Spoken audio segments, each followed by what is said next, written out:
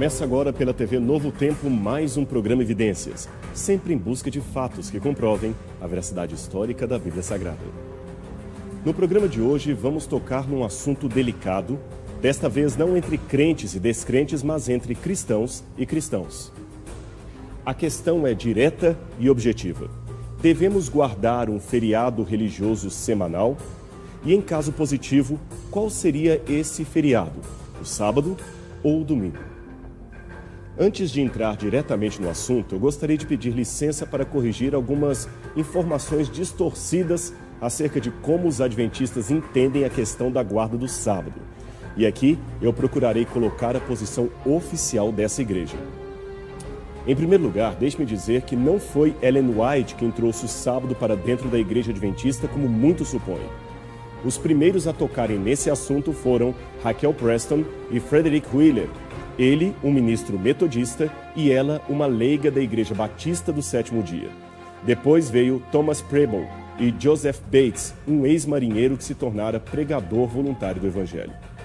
Veja, nenhum deles chegou à conclusão de guardar o sábado porque Ellen White ou qualquer outra pessoa disse que deveriam fazê-lo. Tal decisão foi o resultado de estudos da Bíblia temperados com ferventes preces e muita vontade de aprender. Poucos talvez saibam disso, mas tanto Ellen White quanto seu esposo foram por anos relutantes em aceitar a guarda do sábado.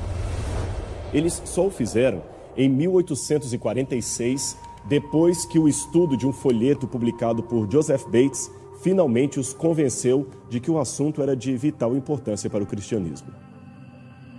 Essa informação é importante para que vejam que a decisão de guardar o sábado entre os adventistas veio de um estudo da Bíblia e um estudo trazido por pessoas de outras igrejas evangélicas e não pelos escritos de Ellen White. Em outras palavras, mesmo que Ellen White não existisse, ainda assim teríamos hoje uma igreja adventista do sétimo dia. Outra desinformação é aquela que diz que, de acordo com os adventistas, somente os que guardam o sábado serão salvos. Isto também não é verdade. Nem o sábado, nem a lei de Deus têm poder de salvar uma pessoa. O que salva é a graça de Cristo recebida mediante a fé, e ponto final. O sábado é apenas uma resposta de fé que damos a esta graça. E até que se cumpram os eventos finais do Apocalipse, ninguém pode dizer que esses aqui vão ser salvos, aqueles ali vão se perder. Isso simplesmente não procede. Nesse tempo presente, não temos nenhuma condição de afirmar: olha, esse aqui vai para o céu porque está guardando o sábado, e aquele vai para o inferno porque guarda o domingo. Nada na Bíblia endossa um comentário assim. Agora, é claro que para nós o sábado é muito importante, e nós estamos convencidos pela Bíblia de que devemos guardá-lo. Mas, se você chegar a uma conclusão contrária à nossa, isso é entre você e Deus. Saiba que eu simplesmente não posso exercer um juízo de valores sobre a sua sinceridade apenas porque você discorda dos adventistas. Se eu fizesse isso, eu estaria pecando contra Deus. O julgamento pertence ao Senhor e não a nós mesmos. A Bíblia diz isso. Cristãos jamais deveriam defender doutrinas como se estivessem indo para uma luta de vale-tudo. Apologética cristã não é ataque, xingamento ou desrespeito pelo outro que pensa diferente de nós. A apologética é a defesa firme, porém educada, daquilo que cremos ser a verdade. Disto posto, vamos então à questão do sábado, que, aliás, responde a um documento que me foi enviado por amigos não adventistas que assistem à TV Novo Tempo. Esses amigos pediram insistentemente o meu parecer sobre a questão. O título do documento era Sábado ou Domingo? A questão dos adventistas. Esse texto está reproduzido em muitas páginas da internet. É fácil encontrar, basta digitar o título no Google. O artigo começa mostrando uma passagem que está em Marcos, capítulo 2, verso 27, que diz o seguinte: O sábado foi criado por causa do homem, e não o homem por causa do sábado. Marcos, capítulo 2, verso 27. Ora, isto está corretíssimo, e é assim também que os adventistas entendem. Mas, veja, esse texto não diz para não guardar o sábado, apenas ressalta a sua real posição. Veja, se eu digo, o carro foi feito por causa do homem e não o homem por causa do carro, eu não estou dizendo com isto que todos agora deverão andar a pé. A implicação é clara. Devemos usar o carro para o nosso bem, com moderação e responsabilidade, e não fazer do carro um Deus em nossa vida. Eu sei que muitos conhecem os adventistas como o povo que não trabalha no sábado, mas isto não é uma verdade completa. Não trabalhar no sábado não significa não fazer nada no sábado. O sábado, só para que você saiba, é o dia em que as pessoas mais deveriam trabalhar, só que trabalhar integralmente 24 horas para Deus e o seu semelhante. É o dia em que os mais diferentes profissionais deixam as suas atividades para atender exclusivamente a Deus, a família e os trabalhos voluntários da igreja, como visitas missionárias, assistência social, evangelismo, ajudas, etc. Eu sei que você deve estar se perguntando, mas é só no sábado que isso deve ser feito? Claro que não. Esses trabalhos devem e são realizados também em outros dias, mas o sábado é especial. Sabe por quê? Veja, em primeiro lugar, é uma questão de lógica e organização. A vida diária que levamos é muito intensa. Compromissos, horas no trânsito, tarefas escolares. Quase não há tempo para as famílias sequer fazerem juntas uma das 3 refeições do dia. O sábado, portanto, é uma oportunidade dada por Deus para que todos os membros de uma família reúnam numa mesma mesa. Naquele dia, não há atendimento a clientes, estudo para vestibular, limpeza da casa, nem coisas do gênero. É o dia da família estar junta em convívio mútuo e adoração a Deus. Eu conheço adventistas, por exemplo, que tiram as tardes de sábado para visitar asilos e orfanatos da cidade, outros para voluntariamente ensaiarem um coral de jovens e outros ainda para ensinarem a Bíblia para os seus vizinhos. São muitas as atividades que podem e são desenvolvidas. Isso sem contar que o dia começa com um culto todo especial, um culto a Deus, onde todos juntos, como uma grande família espiritual, relembram a certeza de que temos um Criador, pertencemos a um Deus que nos ama e que Jesus em breve voltará com poder e grande glória. Esta é a maior esperança desse povo. É claro que há atividades que são excepcionais, como médicos, enfermeiros, etc. Mas a igreja também tem orientações muito claras de como um profissional da saúde, por exemplo, deve agir nesse dia especial. Assim, meu amigo, já está na hora de você conhecer os adventistas não pelo que eles não fazem no sábado, e sim pelas belas atividades que exercem nesse dia. E por que no sábado e não no domingo? É simples. Por que comemoramos a independência do Brasil no dia 7 de setembro e não no dia 8 de outubro? Simplesmente porque a data estaria errada. E tem mais. De acordo com a Bíblia, foi Deus quem pediu para guardarmos o sábado. Fazer o que Ele ordena, do jeito que Ele ordena, e não como eu gostaria que fosse, revela o meu amor a Ele e o meu reconhecimento de que Ele é Deus e eu não sou. Lembra da história de Caim? Seu problema não foi a falta de adoração ou religiosidade. Seu problema foi ofertar a Deus algo diferente do que o Senhor ordenara.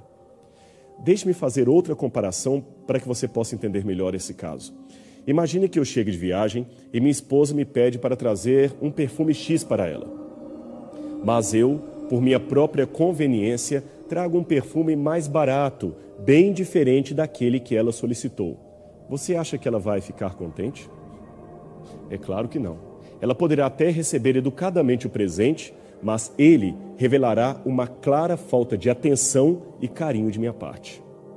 Se eu amo mesmo a minha esposa, não pouparia esforços para fazê-la feliz. Comprar um perfume barato, diferente do que ela pediu, demonstra que os seus desejos não são uma prioridade em minha vida. Pois é exatamente assim que muitos agem com Deus. Ele pediu para guardar o sábado, mas por conveniência eu trago a segunda, a terça, a quarta, o domingo, enfim, um dia qualquer, ou dia nenhum. Pois muitos hoje se encontram ocupados demais com coisas importantes que já nem têm tempo para aquilo que é essencial. Mesmo muitos que advogam a guarda do domingo, na verdade, não guardam o domingo. E você sabe disso. Para ganhar tempo, eu não vou analisar aqui os versos do Antigo Testamento onde Deus manda guardar o sábado, porque são muito claros.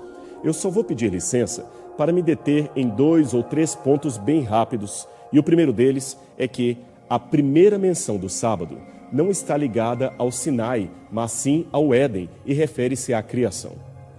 Gênesis capítulo 2, versos 1 a 3, diz que Deus abençoou esse dia e o separou, isto é, santificou, como memorial da criação.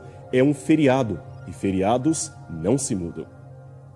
Note, não havia ainda nenhum judeu na terra naquele tempo, nem Abraão tinha nascido quando o sábado foi separado por Deus. Logo, não se trata de um mandamento dado exclusivamente aos judeus. Aliás, num dos versos que lemos, Jesus declarou que o sábado foi feito por causa do homem, isto é, da humanidade. Veja, Jesus não disse o sábado foi feito por causa do judeu. Isto indica que é um dia de guarda universal e não apenas de um povo. O caráter global do sábado também está muito claro em Isaías, capítulo 56, versos 3 a 7. Leia com calma esses versos e ali você verá Deus falando que o eunuco e o estrangeiro que buscassem ao Senhor e guardassem o sábado seriam contados como parte do povo de Deus, pois a casa do Senhor seria uma casa de oração para todos os povos. Um outro detalhe que gostaria de acentuar é que o quarto mandamento do Sinai inicia com a ordem de guardar o sábado, mas com a palavra lembra-te. Isto claramente evidencia que esse dia era para ser guardado, mas já era observado antes daquele momento. Afinal de contas, não tem como você ordenar a alguém que se lembre de algo que ela nunca fez. Deste modo, se Deus falou, lembra-te do sábado para o santificar, é porque o povo já tinha essa prática. E de fato, o sábado era guardado antes do Sinai. Basta ver Êxodo, capítulo 16, verso 23, para confirmar isto. Agora, parece que a dificuldade de nossos irmãos não adventistas está mais em relação ao cristianismo e ao Novo Testamento, ou seja, o sábado ainda estaria em vigor na dispensação cristã? Para responder a isto, o primeiro texto que apresentam contra a validade do sábado é Colossenses, capítulo 2, verso 16. Ele diz o seguinte: Portanto, ninguém vos julgue por questões de comida e de bebida, ou a respeito de festas anuais ou de sábados, que são apenas sombras de coisas que haviam de vir, mas a realidade é o corpo de Cristo. Colossenses, capítulo 2, verso 16. Nós, adventistas, entendemos que esses sábados mencionados por Paulo como sombra daquilo que estaria por vir, não se referem ao sábado semanal ordenado nos 10 mandamentos, mas aos sábados cerimoniais ordenados na lei de Moisés, o que é diferente. A lei de Moisés, para que você saiba, era uma prefiguração cerimonial do Messias que estava por vir.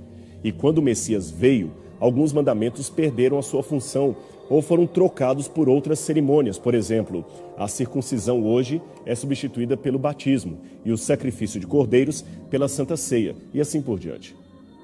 Mas, se eu ficar apenas aqui, vão dizer que eu estou dando uma explicação adventista demais para a passagem de Colossenses.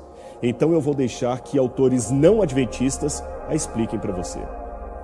Albert Barnes, clássico teólogo e comentarista presbiteriano, escreveu o seguinte sobre esse texto: Não existe nenhuma evidência de que nesta passagem de Colossenses 2,16, Paulo estivesse ensinando que não temos a obrigação de observar um tempo sagrado.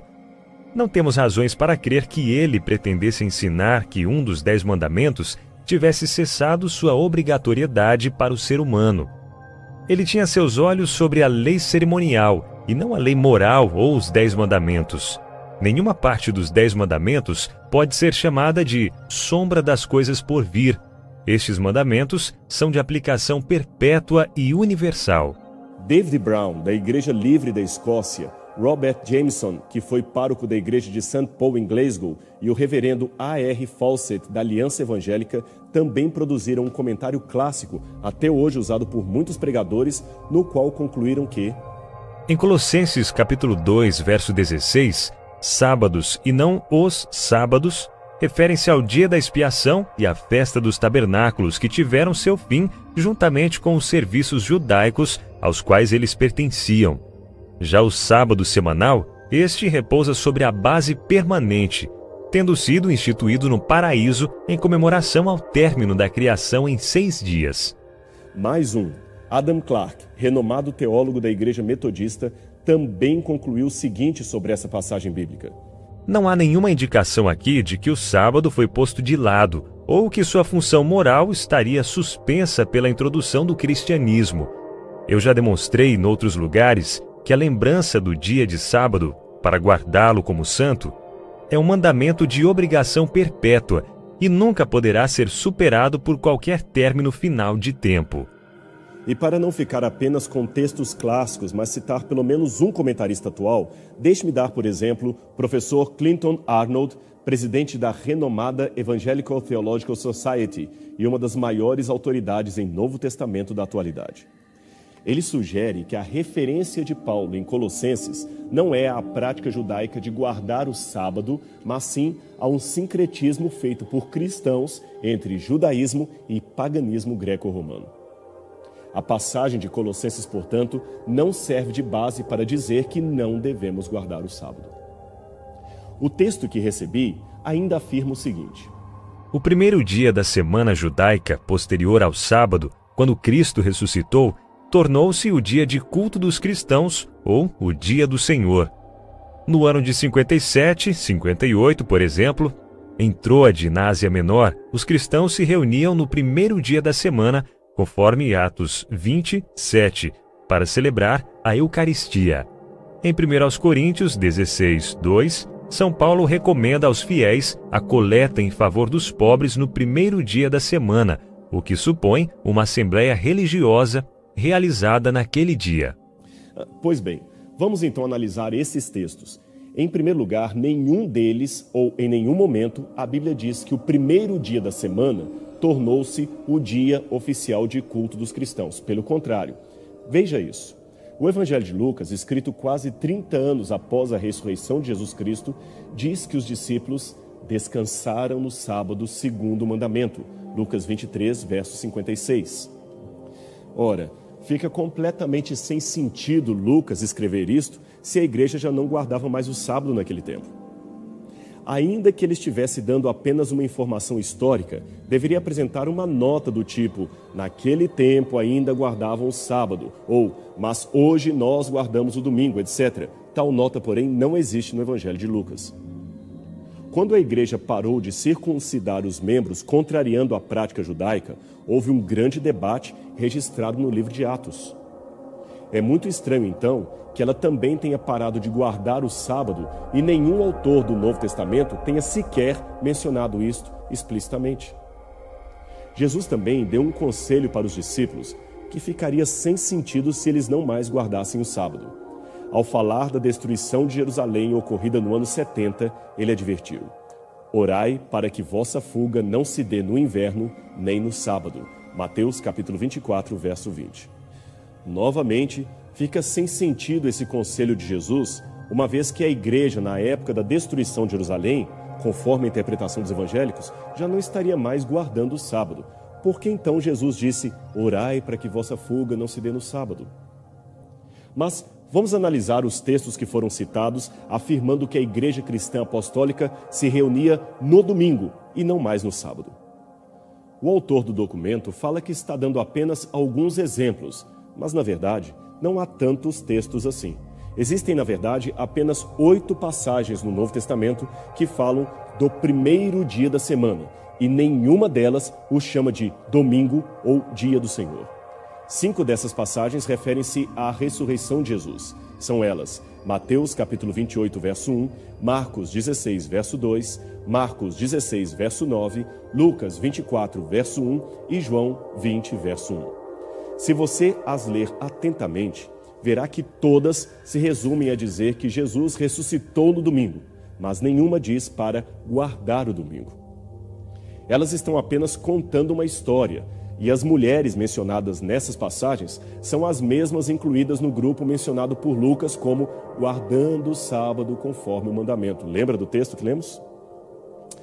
A passagem de João, capítulo 20, verso 1, diz que os discípulos estavam no primeiro dia da semana em casa com as portas trancadas, mas não porque estavam adorando a Deus naquele dia, não. Eles estavam trancados ali por medo dos judeus, não porque estivessem guardando aquele dia. As demais passagens, 3 na verdade, seriam Atos 20, versos 7 a 8, Atos 20, 19 e 1 Coríntios 16, verso 2. Estes textos também não dizem que eles estavam guardando o domingo. As passagens que aparecem no livro de Atos também não são indicativo claro de que eles estivessem celebrando a Eucaristia. O texto se limita a dizer que eles se reuniram para partir o pão. A expressão partir o pão, klassai arton em grego, pode muitas vezes ter o simples sentido de fazer uma refeição comunitária. E quem conclui isto que eu acabei de dizer foi o teólogo não adventista Clifford Dogmore, ferrenho observador do domingo. Veja o que ele mesmo concluiu. Não há menção de taça, nem mesmo de quaisquer orações ou cânticos.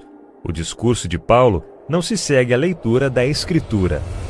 Além de Clifford, vários outros comentaristas bíblicos não adventistas e guardadores do domingo também dizem a mesma coisa. São autores como Augustus Neander, Charles Ellicott, que afirmam que ali não há uma referência em Atos de celebração de Eucaristia.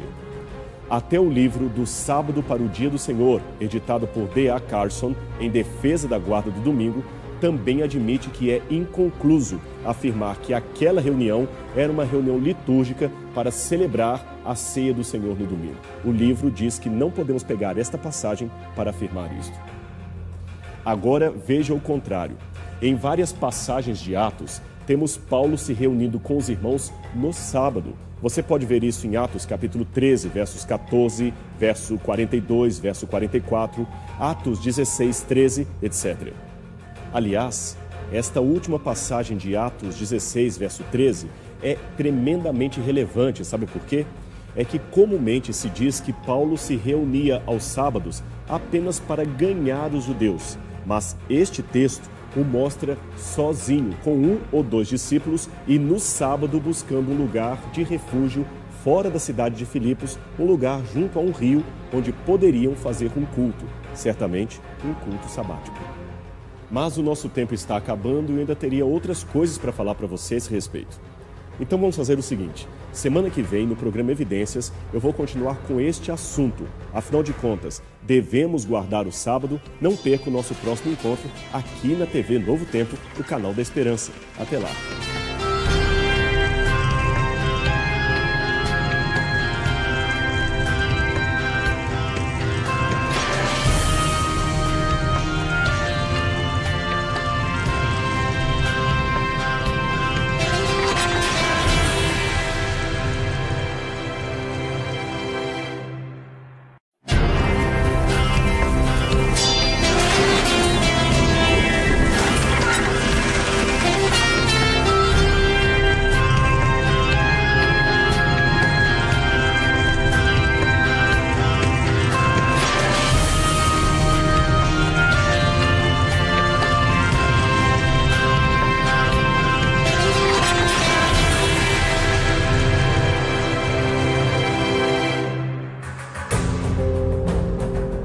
Começa agora pela TV Novo Tempo mais um programa Evidências, na busca de fatos que comprovem a veracidade histórica da Bíblia Sagrada. No programa anterior, apresentamos algumas razões por que os adventistas entendem que o sábado, e não o domingo, é o dia de guarda. Mas nosso tempo estava acabando e resolvemos deixar para hoje a continuidade desse assunto. E se você perdeu a primeira parte desse estudo, não tem problema. O programa Evidências é disponibilizado em nossas páginas sociais, tanto no Face quanto no blog da TV Novo Tempo. E se você quer assistir a reprise de algum programa que já foi ao ar, aqui vão os endereços para que você possa assistir novamente o nosso programa. Os endereços aparecem logo aqui embaixo da sua tela. Acesse e veja o programa Evidências que você perdeu. Se você então não viu a primeira parte desse assunto, é importante que assista porque lá eu comento algumas distorções que existem sobre a compreensão adventista da guarda do sábado. Por exemplo, o erro de achar que só os adventistas é que serão salvos ou que a guarda do domingo automaticamente desqualifica alguém como um legítimo filho de Deus. Nada disso faz parte da compreensão adventista do assunto, pode ter certeza. O objetivo desse programa é responder a alguns irmãos não adventistas que muitas vezes pediram a minha posição a respeito desse assunto da guarda do sábado. Quando eu digo a minha posição, é lógico que eles já sabem qual é, porque eu guardo o sábado. O que eles gostariam de saber é por que eu guardo o sábado e não o domingo, se aparentemente este é um assunto tão óbvio para a maioria dos cristãos. Por isso, eu aproveitei para responder a algumas colocações feitas a favor de uma possível defesa bíblica da guarda do domingo. Bem, já analisamos o comportamento de Paulo, já analisamos o livro de Atos e agora devo analisar outra passagem citada em favor do domingo e que também é de autoria paulina. Ela está em 1 Coríntios, capítulo 16, verso 2. No primeiro dia da semana, cada um de vós ponha de parte em casa, conforme a sua prosperidade, e vá juntando, para que se não façam coletas quando eu for.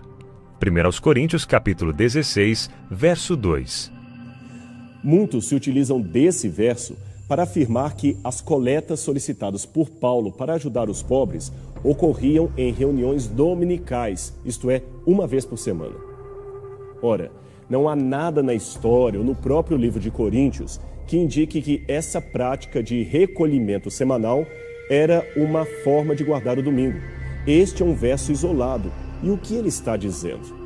Ele está apenas afirmando que as ofertas para os pobres foram devidamente separadas e guardadas em casa pelos membros e, em seguida, recolhidas por Paulo, que as levou para Jerusalém. Isso está em 1 Coríntios, capítulo 16, versos 3 a 4. A recomendação, ponha à parte, ajuda nessa compreensão, pois ela traduz o grego para realtu, que significa ao lado de si mesmo, próximo de si, junto de si. Em outras palavras, guarde com você, isto é, em sua casa. Era comum naquela época, especialmente entre famílias judaicas e agora cristãs, planejar no início da semana os gastos que teriam até o próximo sábado. Era uma espécie de contabilidade doméstica que eles faziam, aliás, semelhante àquela que fazemos até hoje. A diferença é que no Brasil geralmente fazemos essa contabilidade mensalmente e eles faziam semanalmente. Então Paulo recomendou que, ao fazerem esta contabilidade, não se esquecessem de pôr à parte, de separar em casa uma parte dos proventos para que depois Paulo, em pessoa, os levasse de uma só vez aos necessitados de Jerusalém. E, novamente, é bom que você entenda que esta não é uma interpretação criada pelos adventistas para favorecer a sua doutrina. Desde o programa anterior, você percebeu que eu procuro usar apenas teólogos de outras denominações, inclusive guardadores do domingo, que admitem aquilo que eu estou dizendo para você aqui. Nesse caso específico do texto de 1 Coríntios, capítulo 16, verso 2, veja o que diz essa clássica enciclopédia bíblica editada por Thomas Chain, na sua época um respeitado pastor metodista e professor de teologia em Oxford. A maior parte da igreja de Corinto consiste de pessoas pobres e desconhecidas. 1 Coríntios, capítulo 1, verso 26. Possivelmente, para muitos deles, o último e o primeiro dia da semana era dia de pagamento. O primeiro dia, portanto, foi o dia em que eles poderiam mais facilmente reservar à parte alguma coisa. Portanto, não nos fornecer com alguma segurança fatos sobre a observância do domingo nas igrejas paulinas. A mesma conclusão ou interpretação que você acabou de ver, você também pode encontrar na Cambridge Bible for Schools and Colleges, que era uma obra interdenominacional muito famosa. Deixe-me falar também alguma coisa sobre Apocalipse, capítulo 1, verso 10, que foi igualmente citado como argumento para a guarda do domingo. Ali, o apóstolo João inicia a sua narrativa profética dizendo assim: achei-me em espírito no dia do Senhor. E que dia do Senhor seria este? Seria o sábado? Seria o domingo? Ou nenhum dia específico? Para sermos coerentes com as limitações do texto do Apocalipse, devemos admitir que ali apenas declara dia do Senhor. Não fala se é sexta, sábado, domingo, segunda, etc. Apenas diz dia do Senhor, ou re kyriake hemera em grego. O máximo que eu posso dizer é que não se trata de um dia qualquer, pois João usa um artigo definido, o dia do Senhor, e não um dia do Senhor. Também não podemos afirmar que se referia ao dia do imperador, como propõem alguns, pois os títulos mais comuns para imperador eram Sebastes, Augustus e Déspotes, não Quírios, isto é, Senhor. No caso de João, O título é oriundo da tradução grega do Antigo Testamento e se referia ao Cristo divino, isto é, ao Senhor Deus. Alguns também já propuseram que a expressão arrebatado fui no dia do Senhor deveria ser entendida como arrebatado fui até ao dia do Senhor, isto é, até ao dia do juízo final. Mais uma vez, isto também não procede, pois quando a Bíblia fala do dia do Senhor, referindo-se ao juízo final, usa a expressão grega remera kyriou, isto é, o dia que pertence ao Senhor, e não kyriake remera, como aparece aqui nesse texto do Apocalipse. Portanto, nesse aspecto, estamos de acordo com os irmãos que guardam o domingo, no sentido de que também não entendemos que esse dia do Senhor do Apocalipse se referiria ao dia do juízo final. Não, ali está claramente indicando o dia de repouso semanal, o dia de guarda. A nossa discordância está apenas no quesito qual seria este dia, sábado ou domingo. Bem, como o texto não deixa isto muito claro, temos de buscar a resposta no restante da Bíblia Sagrada. E é aí que a tese do sábado ganha mais força, principalmente por dois motivos. Primeiro, porque em várias partes da Bíblia, o sábado é chamado de dia do Senhor, mas em nenhuma delas o domingo é assim denominado. Eu sei que a palavra domingo vem do latim dies domini e significa dia do Senhor, mas você sabe, este é um título ou um rótulo dado por Roma muito tempo depois e não pela Bíblia Sagrada. E o Apocalipse traz ainda um detalhe muito importante que nós não deveríamos nos esquecer. É que ele mostra uma batalha profética das forças do bem contra as forças do mal, os que se posicionam ao lado de Cristo contra aqueles que se posicionam ao lado da besta e do dragão. E os que se posicionam ao lado de Cristo são descritos como aqueles que guardam os mandamentos de Deus e a fé em Jesus. Isto você pode ver em Apocalipse capítulo 12, verso 17, 14, verso 12 e, dependendo da tradução, você também pode encontrar em Apocalipse capítulo 22, verso 14. E quais são esses mandamentos de Deus? Apocalipse 11, verso 19 nos dá a resposta. Ali João diz ter visto o santuário de Deus que se encontra no céu. E nesse santuário ele vê a Arca da Aliança. Agora, faça uma pesquisa rápida em qualquer dicionário bíblico e descubra o que é a Arca da Aliança. A Arca da Aliança são justamente os 10 mandamentos que também ficavam dentro de uma arca no lugar santíssimo do santuário de Israel. Agora, o que será que João viu no lugar do 4º mandamento no céu? Será que ele viu, lembra-te do domingo para o santificar? Dificilmente. Não há absolutamente nada na Bíblia, nem na passagem sequer, que indique que esta lei foi trocada na visão de João. Falando nisso, eu tenho dificuldades com a teologia que propõe que a lei dos 10 mandamentos findou-se na cruz. Eu não entendo que seria isto que Paulo queria dizer em suas cartas. Veja, o próprio apóstolo Paulo declarou o seguinte: anulamos, pois, a lei pela fé? De maneira nenhuma. Antes, confirmamos a lei. Romanos 3, 31.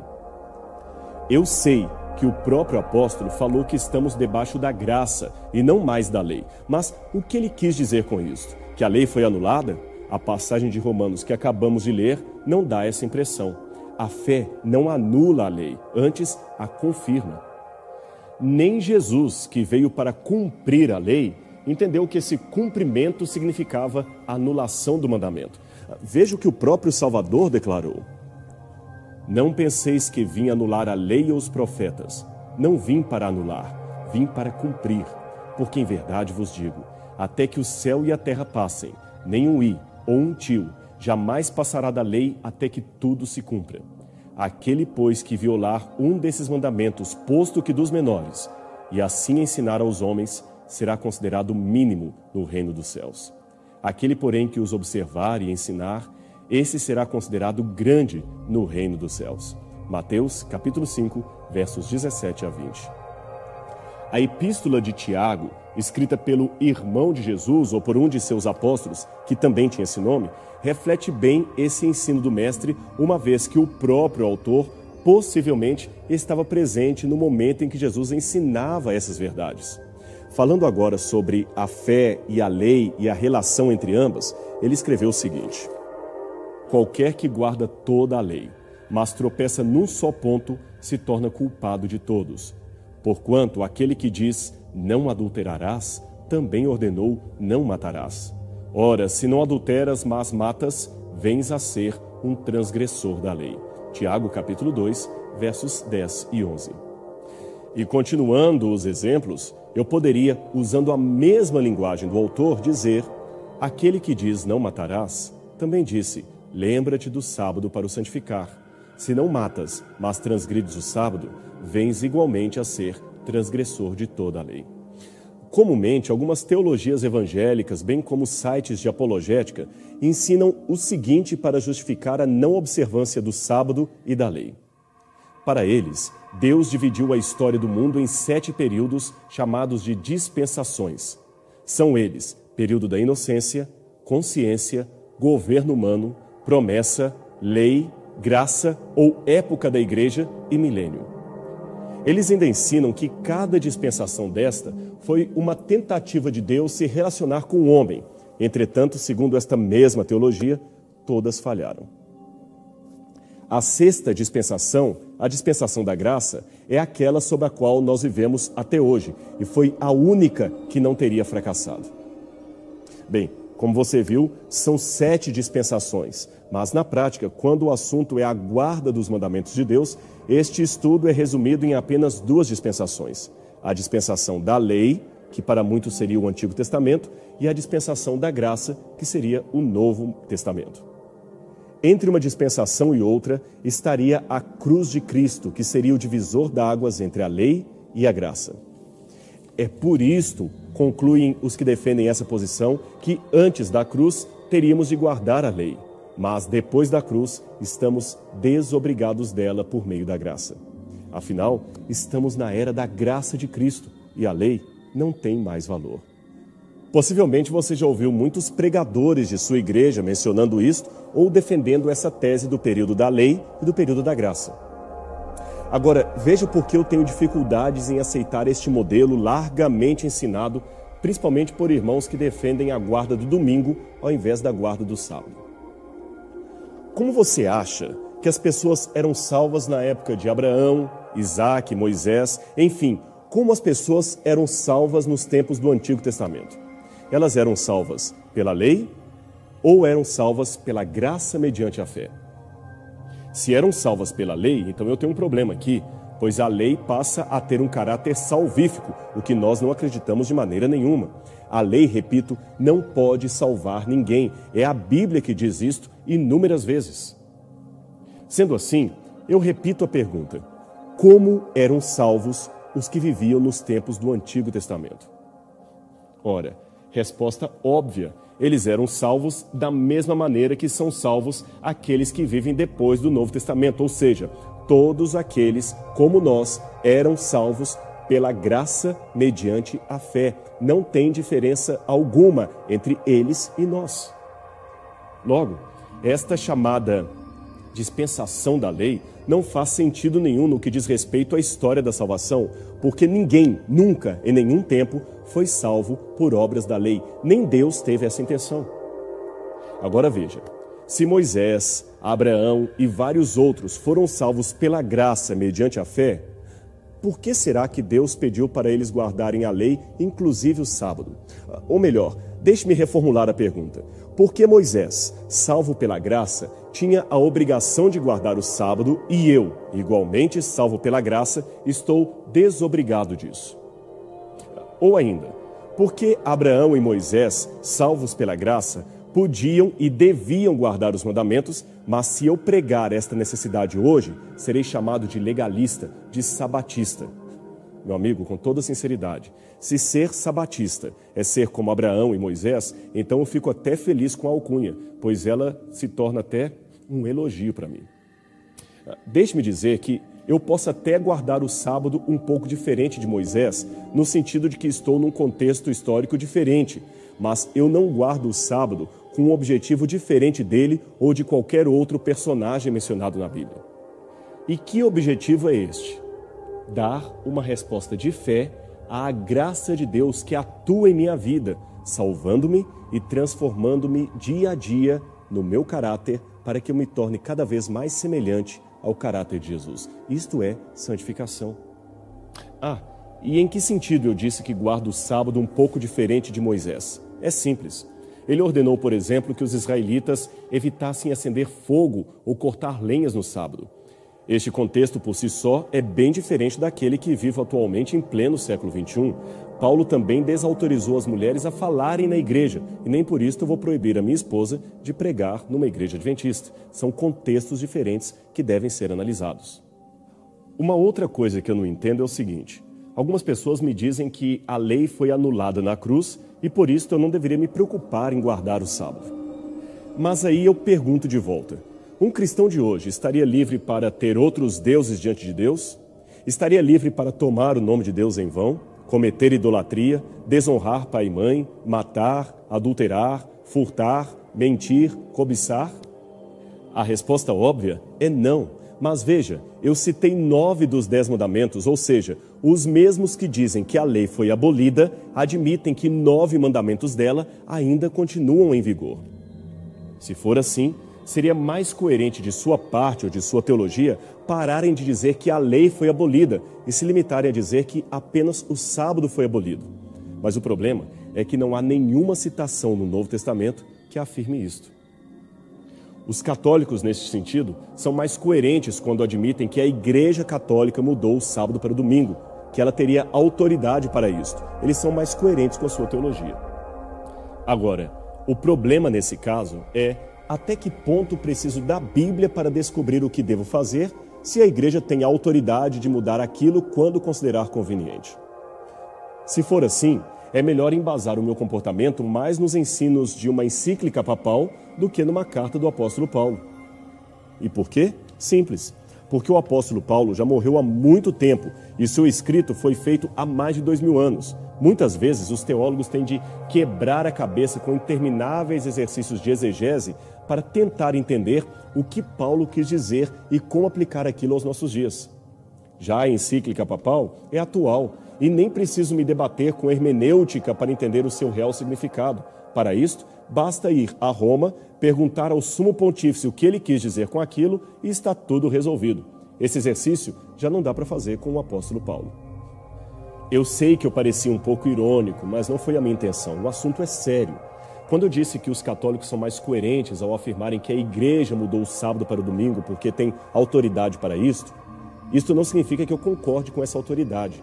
Esse contexto de dizer que a igreja pode mudar porque está autorizada a fazer isto, coloca o magistério e a tradição da igreja acima das escrituras, pois esta tem a autoridade de modificar um mandamento que estava ali registrado por escrito. E isto, para que você saiba, contraria a própria constituição dogmática Dei Verbum, segundo a qual a tradição da igreja não poderia ter por objetivo ser maior do que as escrituras e o seu papel é apenas transmitir aquilo que foi dado por escrito aos apóstolos e profetas. Em outras palavras, a igreja foi coerente num aspecto, mas não tão coerente assim no outro. Mudar um mandamento dado por Deus por ordem eclesiástica, papal, ou seja lá de quem for, para mim é um assunto muito sério e não deveríamos arriscar este erro. Bom, devido ao tempo, eu só vou ficar devendo para você uma análise da doutrina do sábado nos escritos dos pais da igreja, mas isto eu farei com certeza numa outra oportunidade. Pode esperar. Mas por fim, entenda mais uma vez, o sábado não salva ninguém. Não é o sábado que leva uma pessoa para o céu. Então, por que eu guardo o sábado? Por 3 motivos. Primeiro, porque amo ao Deus que me pediu para fazê-lo. Segundo, porque anuncio ao mundo que eu creio no Criador do Universo. Você se lembra? O sábado é um memorial da criação. E em terceiro lugar, porque o sábado me faz bem. E o que eu evito fazer neste dia, já que estou com Deus todos os dias da semana? Ou seja, se Deus está comigo domingo, segunda, terça, quarta, quinta, sexta, por que algumas coisas se tornam ofensivas só no sábado? Afinal, eu não estou com Deus todos os dias? Deixe-me responder colocando a coisa assim. A minha esposa e eu trabalhamos juntos no mesmo centro universitário, o UNASP. Nós somos professores lá. Salvo em períodos que estou viajando, eu e minha esposa almoçamos juntos todos os dias em casa e temos, graças a Deus, uma convivência matrimonial muito agradável. Nós rimos juntos, conversamos o tempo todo, enfim, é um casamento com uma rotina muito feliz. Mas no dia 11 de abril é o nosso aniversário de casamento. Por mais que convivamos juntos todos os dias, há coisas que nesse dia não são de bom tom, mesmo que não sejam erradas em si mesmas. Imagine, por exemplo, eu deixando minha esposa em casa no dia do aniversário de casamento para ir jogar bola com meus amigos. O jogo em si não é pecado, mas se torna um crime se eu, no dia do aniversário de casamento, o coloco em prioridade acima da comemoração com minha esposa. Assim também é com o sábado. O sábado é um dia em que eu comemoro o meu aniversário, só que dessa vez semanal, com Cristo Jesus. E algumas coisas não são bem-vindas nessa situação. Mas atenção, o dia 11 de abril só tem sentido em minha vida porque eu vivo bem com minha esposa nos demais dias do ano. Aí sim, eu tenho o que comemorar nesse dia. Senão, aquela data seria um tempo de tristeza e não de alegria. Da mesma forma se dá com o sábado. Se eu não me relacionar bem com Jesus nos demais dias da semana, esse feriado religioso será apenas um ritual vazio, legalista e sem significado. É por isto que eu guardo o sábado, o dia do Senhor, e convido você também a fazê-lo. Esta é uma bênção, você vai ver. Bem, eu espero ter respondido algumas das questões e testemunhado a você por que eu guardo o sábado, mas isto não faz de mim melhor do que você. Somos cristãos em busca do nosso Salvador. Que Deus o abençoe e semana que vem estamos de volta aqui, tá bem? Para mais um programa Evidências na sua TV Novo Tempo. Até lá.